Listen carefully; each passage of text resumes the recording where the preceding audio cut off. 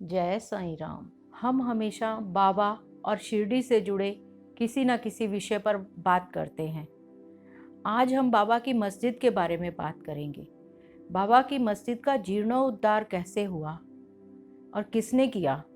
जीर्णोद्धार मतलब कि मस्जिद पहले जर्जर अवस्था में थी, कमज़ोर अवस्था में थी, उसको नए सिरे से किसने ठीक करके बनवाया, किसने उसका जीर्णोद्धार किया, इस बारे में आज हम चर्चा करेंगे।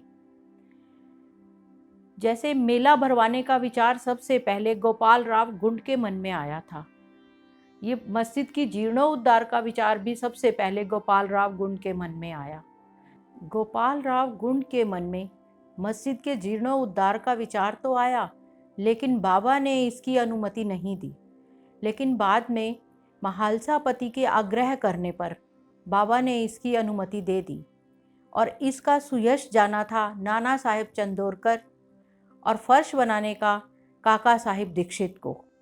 एक ही रात में मस्जिद का फर्श बना दिया गया। 1911 में बहुत घोर परिश्रम के बाद सभा मंडप भी विकसित कर दिया गया। मस्जिद का आंगन बहुत छोटा और असुविधाजनक था, तो नाना साहेब उसको भी ठीक करना चाहते थे, जिसके ऊपर वो शेड लगाना चाहते थे।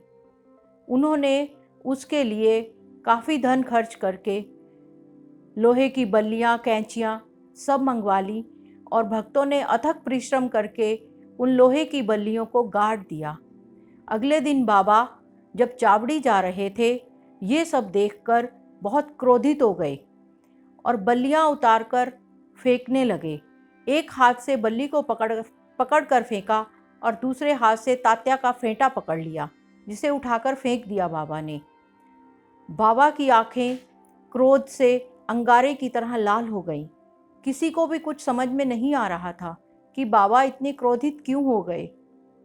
सब लोग बहुत भयभीत थे।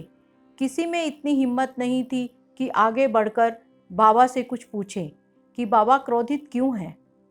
कुछ समय के पश्चात भागोजी शिंदे आगे बढ़े और बाबा को शांत करने की कोशिश की, लेकिन बाबा ने उन्हें धक्का दिया और गिरा दिया। माधवराव की भी यही गति हुई। कुछ समय के पश्चात बाबा शांत हुए। उन्होंने एक दुकानदार से एक फेंटा मंगवाया और खुद ही तात्या के सिर पर बांधने लगे। ऐसा लग रहा था मानो वे उन्हें कोई विशेष उपाधि दे रहे हों। बाबा के मन में क्या था, क्यों क्रोधित हुए, किसी की समझ में नहीं आया। बाबा की लीला कोई नहीं जानता था। बाबा वैसे तो बड़े शांत रहा करते थे, लेकिन कभी कभी ना जाने उन्हें क्यों इतना क्रोध आ जाता था। बिना किसी गोचर कारण के वो क्रोधित हो जाया करते थे। ये तो उनकी लीला कोई भक्त नहीं समझ सकता कि उनके क्रोध का क्या कारण था। और कुछ समय के पश्चात वो बिल्कुल शांत और प्रसन्न हो गए। फिर वही प्रेम पूर्वक सबसे वार्तालाप करने लगे। मस्जिद का जीर्णोद्धार तो हुआ, उसका फर्श बन गया, छतें नहीं हो गई, लेकिन आंगन रह गया। आंगन की छत नहीं बनी। बाबा के क्रोध के आगे सब भयभीत थे। उसके बाद फिर आंगन की छत डालने की हिम्मत किसी में नहीं थी और ना ही बाबा से पूछने की। बाबा को गुस्सा क्यों आया, क्यों वो शांत हो गए, ये तो बाबा ही जानते हैं। लेकिन इस तरह हुआ